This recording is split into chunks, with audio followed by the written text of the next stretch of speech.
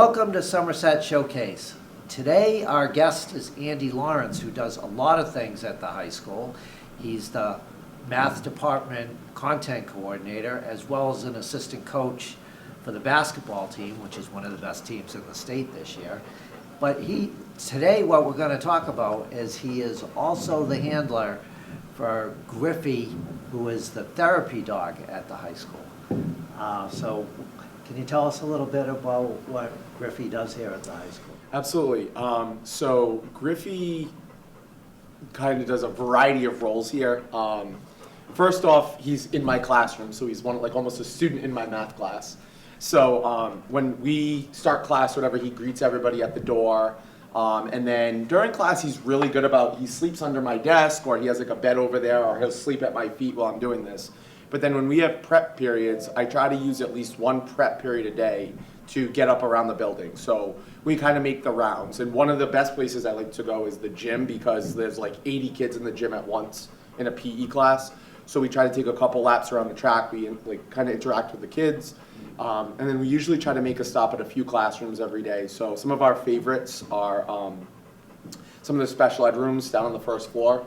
So we have a couple students who, as part of their behavior plan, actually their incentive is to hang out with Griffy for a little while. One in particular, that's his favorite thing. And so we do that. We'll kind of go through some of the classrooms. We go by the main office and visit the administrative staff. Mr. Talbot spoils him with eggs or he likes hard. Not now, and how expensive. I know, he gets some hard-boiled eggs. Mr. Talbot's not a cheap guy. And then Miss Gaudette has a treat container in the main office, so we go by there.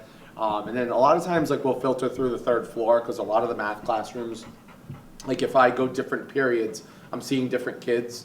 Plus, it's all the staff. Obviously, during preps, he's in the math office, so they obviously.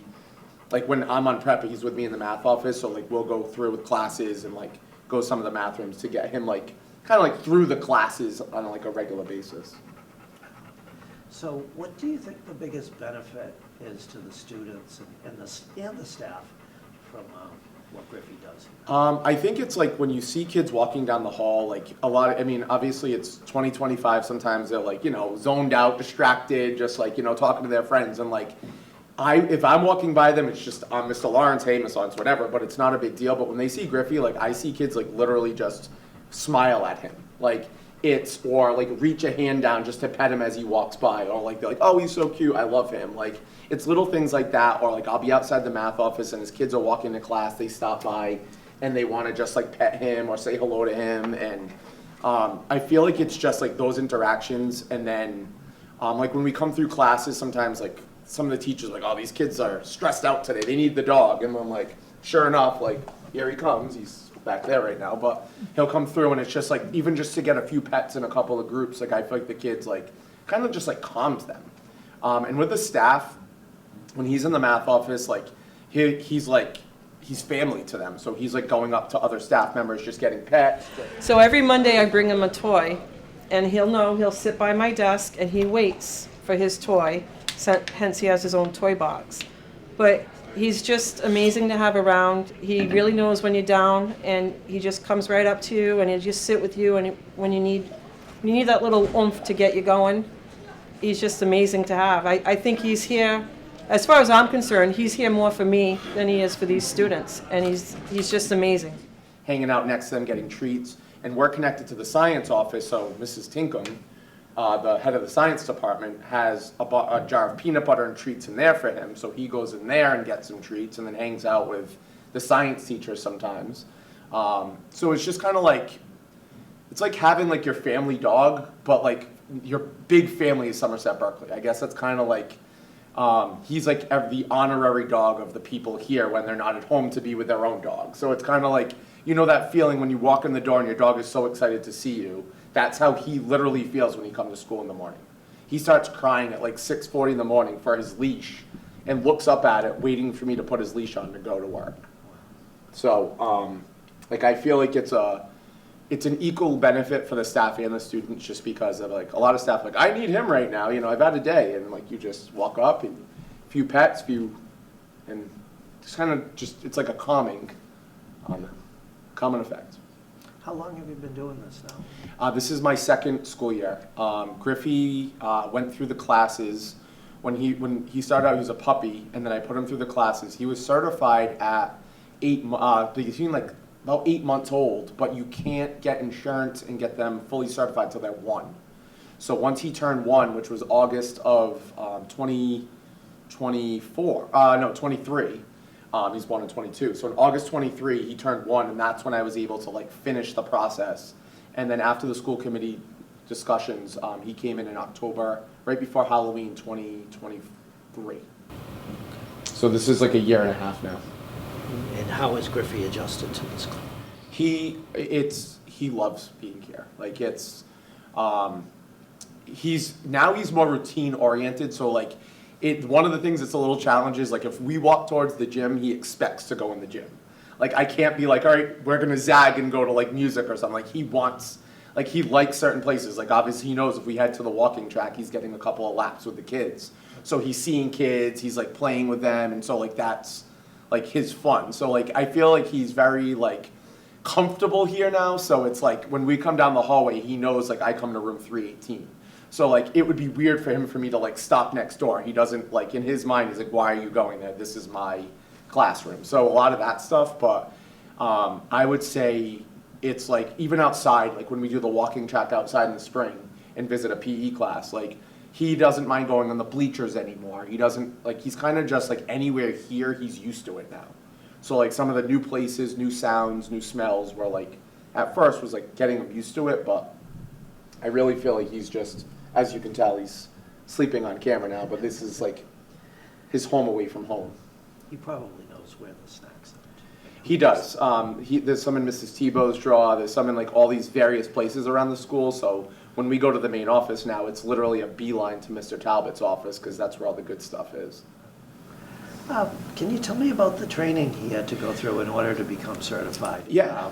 It's probably quite a bit of training. It is. So we started out at a place in Westport, and it was Eric Latender's training facility. And a lot of people locally, I'm sure, use him to train their dogs. And so we started out just a puppy class.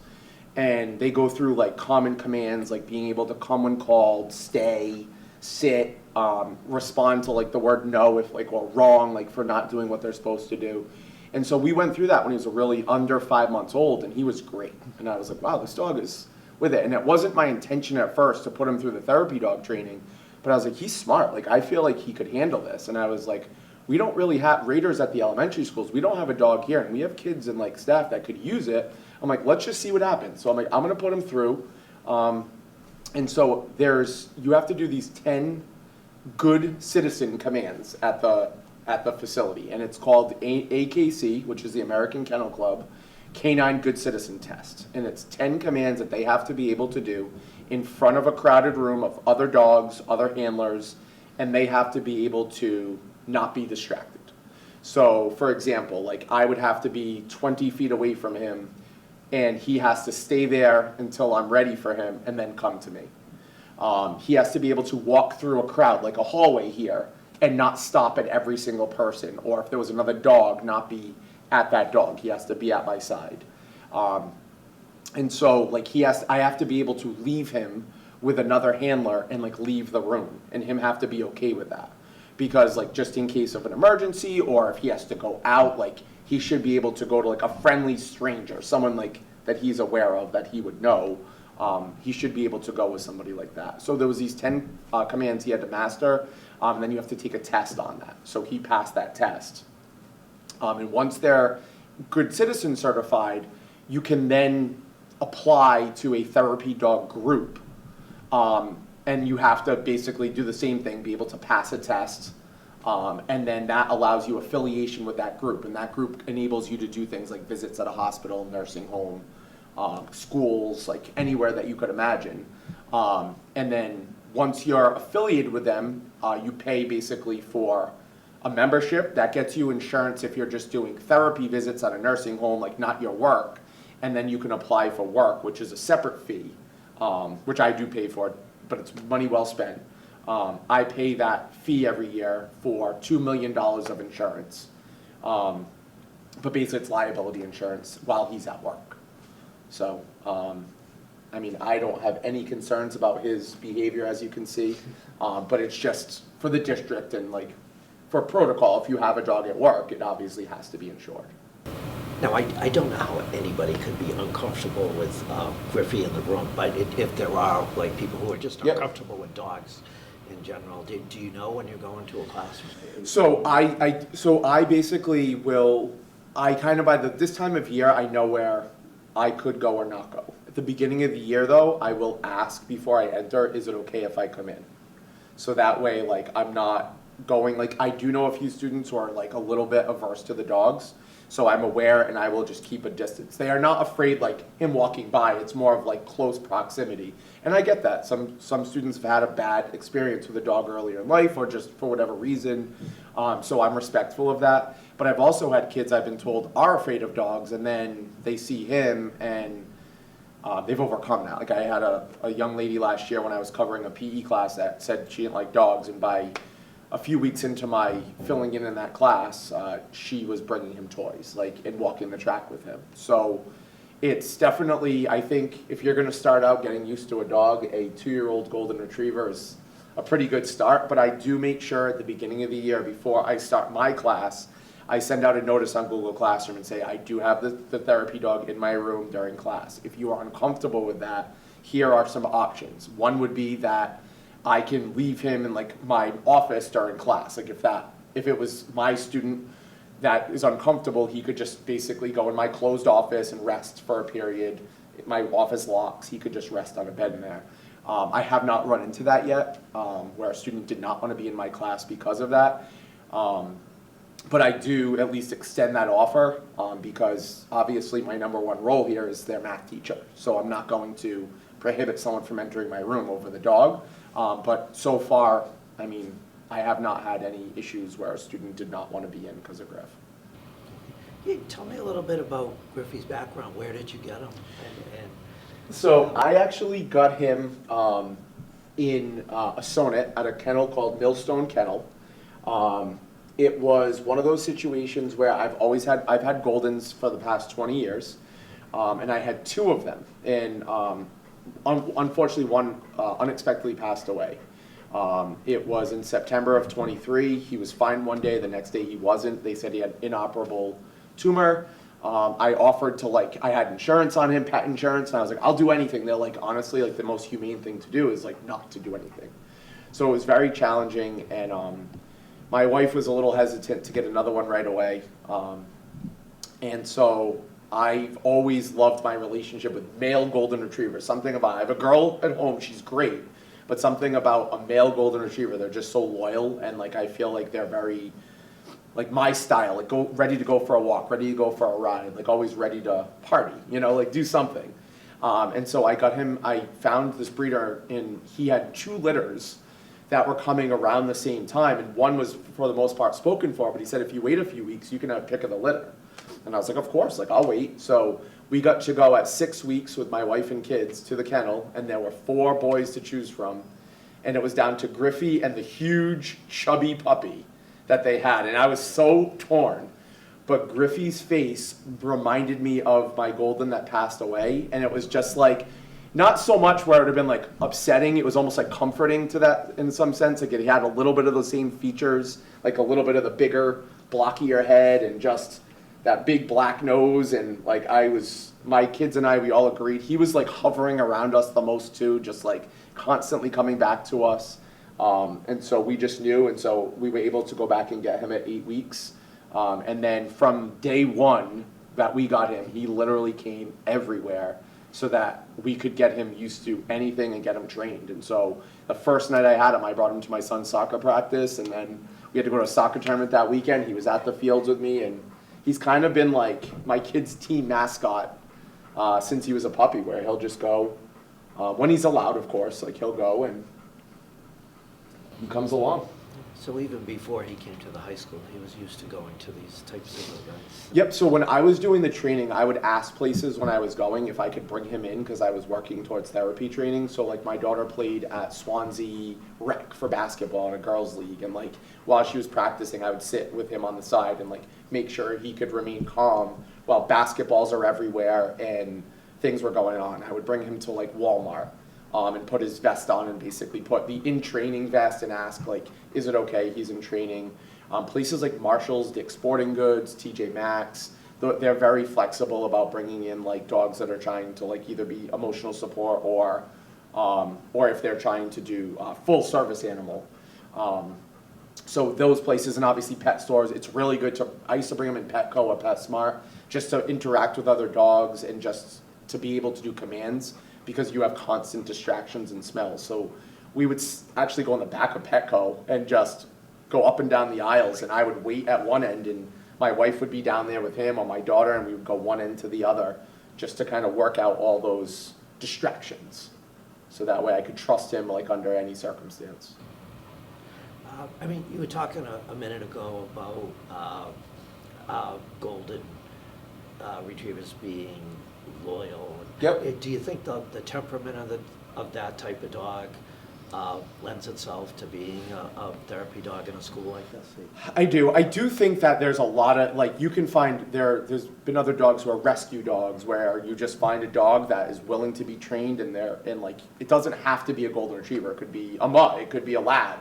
But I just think that it is very rare that, in my interactions anyway, that you ever deal with a golden that you're afraid of. You know, I feel like he's also not that big, like for a golden. There's some huge goldens that are 90, 100 pounds. He's about 70 pounds, so I feel like he's like a good, he's not intimidating. So I feel like his size is less intimidating, but I do feel like the labs and goldens are just really perfect for that type of work because they're just friendly dogs, like genuinely happy dogs. They always have that look on their face of just, you know, like the goofy smile. So I do feel like if I were to ever do this route again in my future, like when Griffey's retired someday, I do feel like I would do it again with a golden. Is he done growing? He's done, only yep. a few years old. Yeah, he's done. Yeah, it's about 70, 72 pounds, depending on how much snacks he's encumbered throughout the day. But yeah, about 70 pounds. As soon as you said snacks, Yeah. his head popped right up. And you see almost the smile coming out, like, what do you got for me? Did you hear snack? Yeah, I'm sure you did. Let me see if I got anything in my pocket for you, pal. You want one? Yeah. And Why did you name him Griffy? So, growing up, I was a huge baseball fan, and I grew up in the era of like 80s and 90s. So my dad was a huge Red Sox fan. He was a huge Ted Williams and Carl Yastrzemski fan. And at the time for the Red Sox, like they didn't have, this was like pre-Manny Ramirez and pre-Pedro. My years were a lot of the lean years were like post-Clemens, and they had like not much left. And so there really wasn't that guy, maybe like Ellis Burks or somebody, but there was no guy you looked at and were like, he's my hero. And so like you kind of looked around MLB, and my favorite baseball player was Ken Griffey Jr. And I just thought he was like like everything he did, the backwards hat and the home run derby, and like my dad and I actually went to an all-star game in Colorado as like my high school graduation present. That's when Griffey won the home run derby, and like it was just something about him, and like it was like a bond with my dad and I, and like my dad has obviously since passed, but I feel like that love of baseball with my dad and like him being my favorite player. And I thought, you know what, like it's a good dog name. Like yeah. People sometimes think it's like Griffey, like Griffin, like Peter Griffin from Family Guy or like something like that. But it's Griffey for Ken Griffey Jr. and I think it fits him. Yeah, he would have been the best player from that era. Yeah. And there was no, like, he was never really accused of anything like some of the other players. You don't know because it was that era, but the injuries got him when he went to Cincinnati, but when he was on the Mariners, I mean, it was just like, I couldn't wait to go to Fenway Park when the Mariners would come in. That was like, the 80s A's when they came in was a big rivalry. The end of the 80s, that was when the Red Sox had Dogs, Greenwell. We couldn't beat them in the playoffs. No, but the 80s A's were fun to watch because they had all the superstars, like Ricky Henderson, Canseco, McGuire, Lansford, Steinbach, like Dave Stewart. But then the Mariners, like at that end, had Randy Johnson, Ken Griffey Jr., Alex Rodriguez came in, and like they were just the team that was like the fun team to watch. You know, it was like nowadays, like the Dodgers coming in, like is like the big draw because they have all the stars. But Yeah. I feel like the young stars were all in the Mariners when I was in the 90s. Red Sox were. Oh, they were. They had the 95. I mean, Until Nomar came along. Nomar. Oh my God, I love Nomar. All right, so we've been talking to Andy Laurence about his work with Griffey, the therapy dog at Somerset Berkeley Regional High School. And thank you for tuning in. We will see you next time.